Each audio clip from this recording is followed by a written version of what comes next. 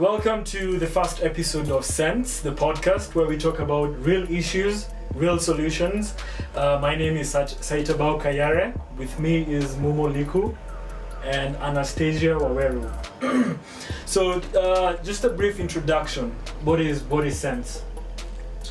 So I think Sense is, as you said, a discussion, and it's a podcast where we discuss real issues and real solutions. So where we try and, if for lack of a better word, put some sense into people, into the world. It's estimated that there are almost 4,200 religions worldwide. That's just an estimate as of 2014. And some of the biggest religions include Christianity, which has like 2.1 billion followers.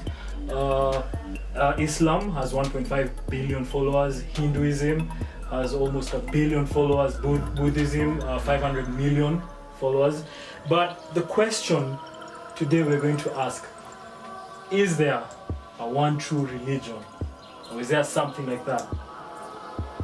Wow, okay, that's an interesting question. Because I believe that all of us think that our religion is the one true religion, depending on whichever religion you're in among the 4,000 that exist. So if I'm a Christian, I think that Christianity is a true one. If I'm Muslim, I think that Islam is a true religion. So that's a good question and quite difficult to tackle because we're all different and we all have different ways of thinking about religion. We're not in a position to determine if it is a true religion because first of all, we can't really even understand the history of all the religions to actually say that actually this is the right one. And as we can say, we have all been born into a certain religion and we've come up with it, made it our way of life. And so definitely when you approach people, they're going to say, yeah, my religion is the true religion. Let's just talk about criticism, because at the end of the day, people criticize each other a lot.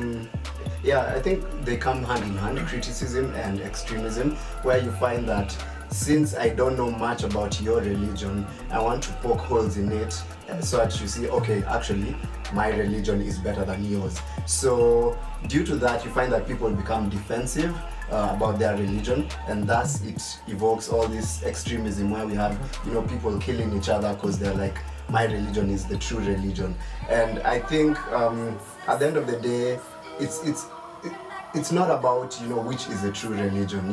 There are other things that are more important than which is a true religion. Yeah. Okay. Yeah, and I think deep down people really want to understand God, and I think that's the root of religion basically. So when people talk about religion, they want to kind of say, we should all be united and all, but someone still feels like, no, I'm right and you're wrong but in the end we're all looking for God, and I think that should be more important than practices. Religion is known to instill morality into a society. Even in terms of state-wise, most of the nations are governed with religion being part of it. But at the end of the day, religion creates some sort of selfishness, meaningness, and at the end of the day, we have even people using religion to their advantage. People, like for example, pastors, using their congregation, for example, imams preaching, radicalism. So how can we how do we approach that, for instance? I think the way to approach it is more of in terms of personal view, where you look at religion more of you look at more of spirituality than religion, where it's more of my relationship with God than the practices that I do on a day-to-day basis, where I have to go to church, I have to read the Bible, I have to pray 5 times a day, looking at all the different religions. So it's more of what is my relationship with God, because as we all agree in all religions that there's a supreme being. So what is my relationship with that supreme being, rather than looking at it as what these things that we do on a day-to-day basis. At the end of the day, we really need to focus on spirituality, and maybe we might not even understand what spirituality is. That's why we are taking religion to be our own, crosses. But yeah, we're taking religion as our own thing, and that's why we get so offended by someone saying something against us. Actually, Anastacia went on a fact-finding mission, and just to collect information of what people think about religion. So we have a few audio clips we'd like everyone to listen to. So why are we as man differentiating it by the way we worship, by the way we have some certain rituals, and these are like rules and restrictions. For example, look at terrorism. It has been associated with Islam, and that's now a big problem because if you look at the background of these terrorists, they're not actually Muslim-born origins. They're people who are oriented in the UK, they're US, and they've turned themselves into Muslims. That's why we have a lot of problems in the world in terms of terrorism, in terms of tribalism in Kenya. I think we should all live peacefully and respect other people's religion, in a sense that just because you're from a certain religion, it doesn't mean I start condemning you. It doesn't mean I don't listen to what you have to say. For example, Wake University, right? I'm not a Christian, I'm an Indian. But till to date, nobody has come and gone to the administration and said that this person is now going against our values. And I think that's what we need to do. Respect it, but don't start forcing people into it because I believe in God, I don't believe in religion. And that's the reason why I'm able to adapt into certain environment and societies without having a problem.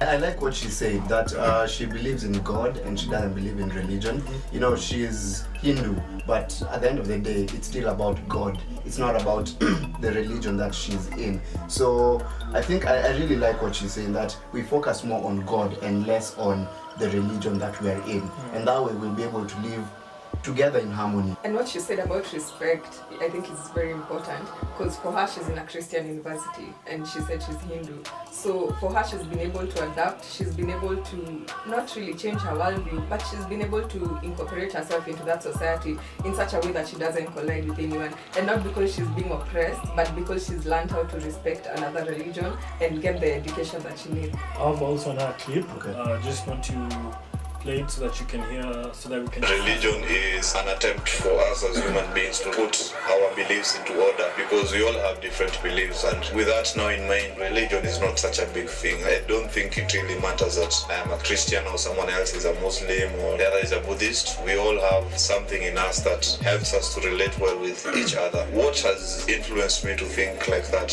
First of all, for the longest time I thought religion is a must because of how I've grown. We've grown in church and going for all those catechism classes, and we thought that it was a must that you have these things. But actually, as I grew up now with different experiences in life, the world is not in black and white. It's neither this or that. The biggest influence for this has been my experiences, especially personal experiences, and even the things that I have learned while in school. My perception of religion has broadened with time, and at this point, it doesn't really matter what religion one is or I am, but as long as that person has goodness in them, then I'm okay.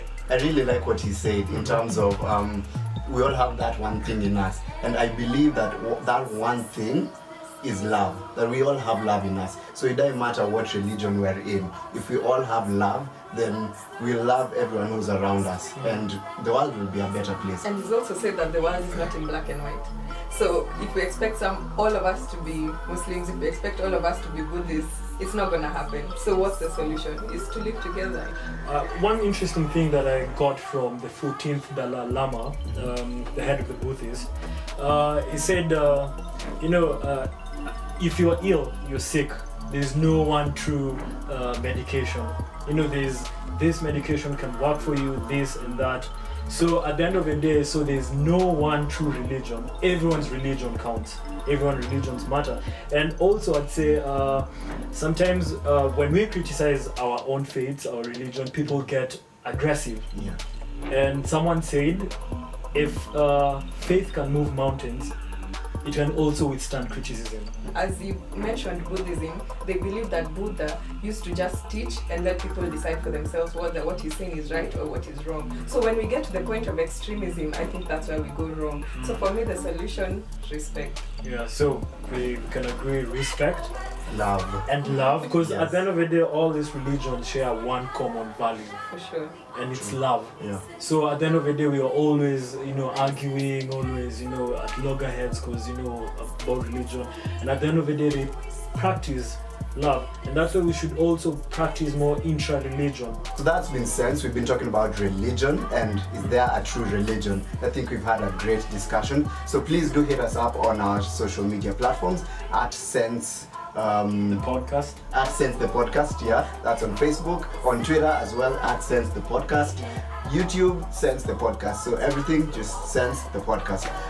Thank you so much for joining us. Please do comment. Do give us your opinions on what you think about religion. And is there really a true religion? It's been real. Cheers, guys. My name is Mumo Liku. And my name is Saitabao Kaiyare. Every episode, every week. Sorry. And I'm Anastacia Waweru. Thank you for watching and listening.